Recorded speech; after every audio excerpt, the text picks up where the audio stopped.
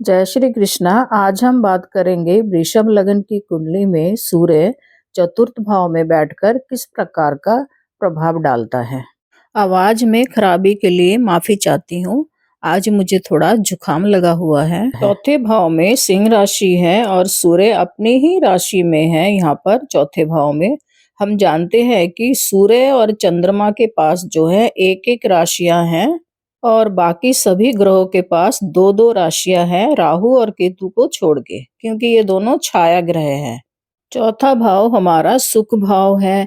यहाँ से हम भूमि, भवन, वाहन, मकान, जमीन, जायदाद ये सब चीजें देखते हैं। चौथा भाव हमारे माता का भी भाव है। यहाँ से हम मातृत्व सुख को भी देखते हैं। चौथे भाव का कारक ग्रह चंद्रमा है और चंद्रमा को जो है हम माता से जोड़ के देखते हैं। तो व्यक्ति को जो है माता का सुख कितना प्राप्त होगा, माता का प्यार दुलार और माता उनकी किस तरह की होंगी, ये सब चीजें हम चौथे भाव से ही देखते हैं। चौथा भाव भूमि से जुड़ी प्रॉपर्टी का है, हमारे खुद के मकान का है। मकान कितना बड़ा होगा, मकान के अंदर के सामान कैसे ब्रांडेड सामान होंगे, इस तरह की चीजें हम देखते हैं। फर्नीचर वगैरह बढ़िया, घर में कितने नौकर चाकर होंगे, ये सब चीजों को भी जो है हम चौथे भाव से ही देखते हैं। और चौथा भाव जो है यहाँ पर मजबूत स्थिति में है, क्योंकि सूर्य अपने ही राशि में यहाँ पे बैठा हुआ है। तो ऐसे व्यक्ति के पास जो है बड़ा मकान तो होगा और बाकी की सुख सुविधाएं भी होंगी, लेकिन हमें यहाँ पर मंगल का प्लेसमेंट भी देखना पड़ेगा, क्योंकि भूमि के कारक मंगल ही है। जैसे कि मंगल अगर नवम भाव में बैठा है तो नवम भाव में मकर राशि है और मकर राशि में मंगल उच्च के माने गए हैं। तो ऐसे व्यक्ति के पास जो है कम से कम 3-4 मकान तो होती ही है, और व्यक्ति जिस मकान में रह रहा होता है वो भी बहुत बड़ा विशाल मकान होता है। और ऐसे व्यक्ति के पास जो है जमीन जायदाद भी बहुत होते हैं। मंगल यदि चौथे भाव में भी बैठ जाता है सूर्य के साथ तो भी अच्छा है। ऐसे में भी बहुत ज्यादा प्रॉपर्टी हो सकती है ऐसे व्यक्ति के पास, लेकिन मंगल जो है सूर्य से अस्त नहीं होना चाहिए। कम से कम 3 डिग्री से ज्यादा की तो दूरी होना ही चाहिए, क्योंकि 3 डिग्री में जो है हम पूर्ण अस्त देखते हैं किसी भी ग्रह को। सूर्य के साथ अगर कोई ग्रह बैठ जाता है, यहाँ तीसरे भाव में भी अगर मंगल बैठ जाता है तो भी अच्छा रहेगा, क्योंकि तीसरे भाव का कारक ग्रह मंगल है और तीसरे भाव में कर्क राशि है और कर्क राशि के स्वामी चंद्रमा है। चंद्रमा और मंगल आपस में मित्र भी है, लेकिन यहाँ पर जो है व्यक्ति को थोड़ा संघर्ष करने के बाद ये सब चीजें प्राप्त होंगे। अब व्यक्ति के पास बड़ा मकान, भूमि, भवन ये सब चीजें तो होंगी, लेकिन व्यक्ति जो है लग्जरी लाइफ को किस तरह से जी पाएगा, ये जो है हमें शुक्र से देखने को मिलेगा। व्यक्ति के घर के अंदर जो है कितने ब्रांडेड चीजें होंगी, व्यक्ति के पास ब्रांडेड कार वगैरह होगा कि नहीं, इस तरह की चीजें हम शुक्र से देखते हैं। और ये वृषभ लग्न की कुंडली है, लग्नेश खुद शुक्र देव है, यानी कि व्यक्ति को इस जीवन में कितना लग्जरी लाइफ जीने को मिलेगा, ये सब चीजें हम शुक्र से देखेंगे। शुक्र यदि यहाँ प्रथम भाव में बैठ जाते हैं तो भी अच्छा है, क्योंकि यहाँ पर जो है शुक्र की राशि ही है वृषभ राशि। शुक्र की प्लेसमेंट अगर दूसरे भाव में होता है तो भी अच्छा है, क्योंकि ये हमारा धन भाव है, पेरेंटल प्रॉपर्टी का भाव है। तो ऐसे में जो है व्यक्ति के पास खूब धन होता है, पेरेंटल प्रॉपर्टी का भी सुख मिलता है व्यक्ति को। और शुक्र यदि चौथे भाव में भी बैठ जाते हैं तो भी अच्छा रहेगा, क्योंकि यह सुख भाव है और व्यक्ति जो है खुद ही सुख भाव में आकर बैठा है। बस इतना देखना पड़ेगा कि यहाँ पर भी शुक्र जो है सूर्य से अस्त नहीं होना चाहिए। और शुक्र की प्लेसमेंट अगर 11वें भाव में भी होती है तो भी बढ़िया रहेगा, क्योंकि शुक्र जो है मीन राशि में उच्च के हो जाते हैं और ये लाभ भाव भी है, इच्छा पूर्ति का भाव है, डिजायर का भाव है। तो व्यक्ति के पास जो है बड़ा मकान होगा, मकान में लग्जरी चीजें होंगी और कार भी, गाड़ियां जो है इसके पास ब्रांडेड गाड़ियां होंगी। लेकिन ये सब चीजें तो सुख की वस्तुएं हैं जो कि व्यक्ति के पास इस जीवन में होंगे, लेकिन सूर्य को अगर हम देखें तो सूर्य जो है एक क्रूर ग्रह है। सूर्य अग्नि तत्व है, आग है सूर्य। और चौथे भाव से जो है हम घर के सुख को देखते हैं, घर के अंदर पारिवारिक मधुर संबंध को देखते हैं। तो ऐसा व्यक्ति जो है थोड़ा रौबदार होगा, दबाव बनाकर बात करने वाला होगा और घर के लोग जो है ऐसे व्यक्ति के आगे खुलकर बात नहीं कर पाते। तो ऐसे लोगों के घर में जो है थोड़ा मानसिक तनाव देखने को मिलता है, क्योंकि सूर्य के अंदर सौम्यता नहीं है, सूर्य आग है। ऐसे लोगों का समाज में मान सम्मान रुतबा तो बहुत ऊंचा होता है और ऐसा व्यक्ति जो है खुद भी आत्मविश्वास से भरा होता है। लेकिन इनके घर के अंदर जो पारिवारिक माहौल है उसमें कुछ मानसिक तनाव देखने को मिलता है। अब मन के कारक जो है चंद्रमा है, तो कुंडली में यदि चंद्रमा की प्लेसमेंट अच्छी है, चंद्रमा बलवान होकर बैठे हैं, जैसे कि चंद्रमा यदि प्रथम भाव में बैठ जाते हैं तो वृषभ राशि में चंद्रमा उच्च के माने गए हैं। तो चंद्रमा की यह स्थिति जो है पारिवारिक संबंधों के लिए अच्छा रहेगा। और चंद्रमा यदि चौथे भाव में भी बैठ जाते हैं सूर्य के साथ तो भी अच्छा रहेगा, क्योंकि यह भाव जो है चंद्रमा का ही है, चंद्रमा इस भाव के कारक ग्रह है। तो चंद्रमा के मजबूत होने से जो है घर के अंदर पारिवारिक रिश्तों में मधुरता बनी रहेगी।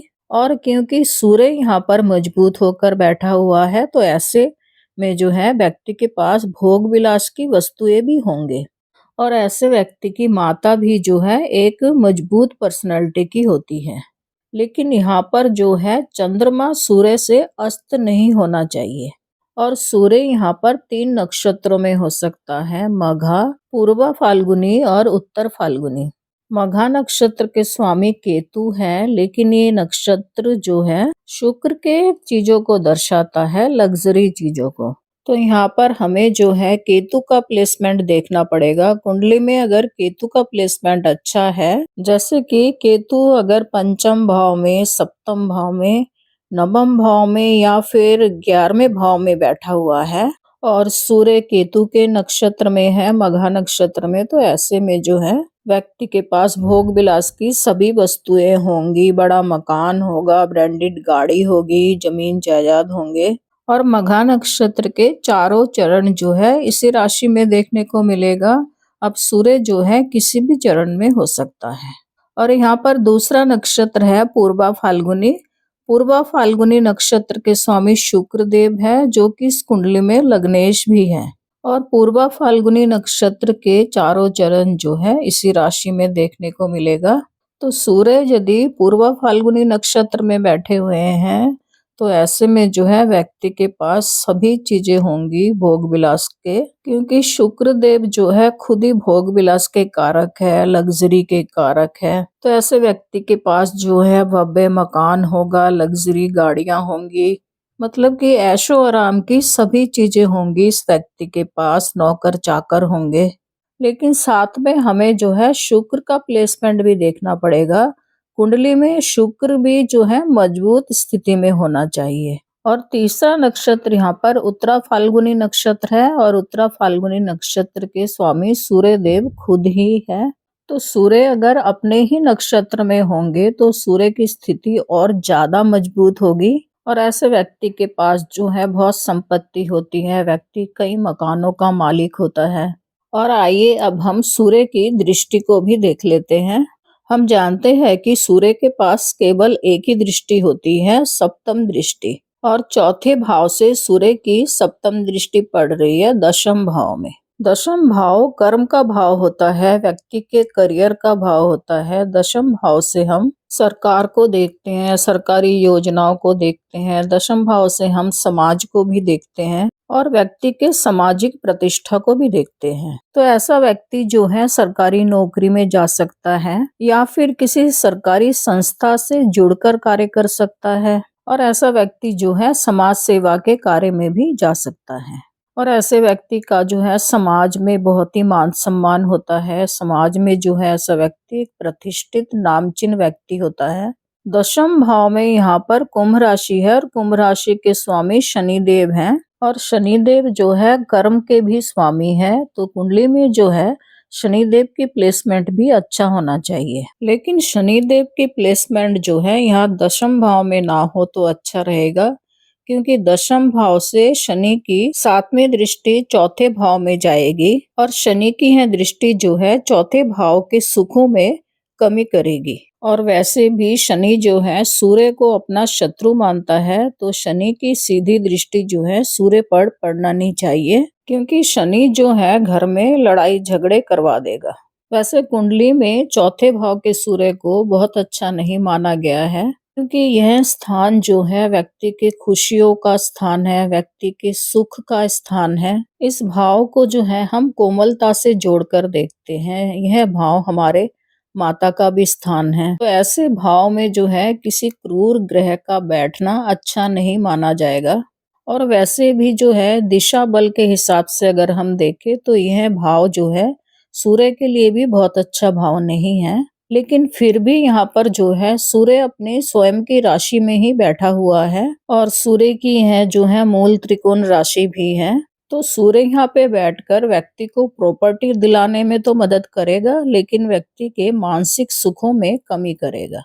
तो आप जो है सूर्य के बुरे प्रभाव को कम करने के लिए कुछ सूर्य के उपाय हैं, उनको आप कर सकते हैं। सूर्य उदय के समय सूर्य को जल चढ़ाए, अगर थोड़ा सा उसमें गुड़ डाल देंगे तो और भी अच्छा रहेगा। अपने घर में पूर्व दिशा की ओर जो दीवार है उसमें तांबे का बना हुआ सूर्य स्थापित कर सकते हैं।